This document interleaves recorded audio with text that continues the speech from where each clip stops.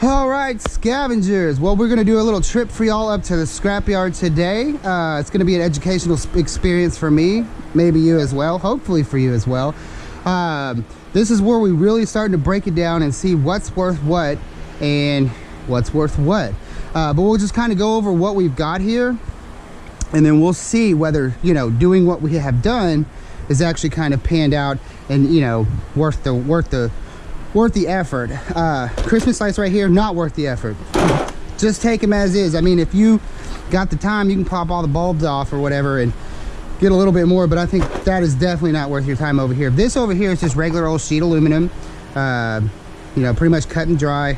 Most of it's conduit, a little bit of door trim and some poles. I got a couple of poles over here I'm also going to bring over with this sheet aluminum. Over here we have what they call aluminum breakage. And aluminum breakage basically is, you know, it's a big chunk of the material is aluminum, but it's not clean aluminum. It's not all aluminum, you know. So like this guy right here for the satellite dishes, you know, it's got a cast aluminum housing and stuff, but it's also got a little bit of plastic on it, and there's probably, you know, some electrical stuff on the inside. So you'll get aluminum breakage for that kind of stuff, like a Harbor Freight air gun. Like this is all aluminum right here. And I mean, if you really wanted to break it down, you could break it down. If you really, I mean, if you really wanted to, there's a piece of brass. But, you know, it just all comes down to, you know, what is your time worth to you? Over here, these are all HDMI cables. I usually throw these in with the junk wires. We'll go over that in a second. But I had asked the guy, I was like, you know, y'all take HDMI cables? And he said, yeah. So just curious, we separated all the HDMI cables out to see if they actually get a little bit more money than just the junk wires. And the junk wires being, you know, this is just stuff that it's hard to strip. It's not worth stripping. I mean, like these kinds of smaller appliance extension cords where they're really encased in the rubber, and it's a lot of work to get the inner wires or the copper out. So this is just, you know, all junk wire, you know, mostly computer stuff, audio stuff. That's about the cheapest of the cheap. I think it's like 30 cents a pound, something like that last time I did it, but we'll see what it's looking like today. Over here, this is all going to be what I believe is 50% ICW 50%. That is insulated copper wire 50%.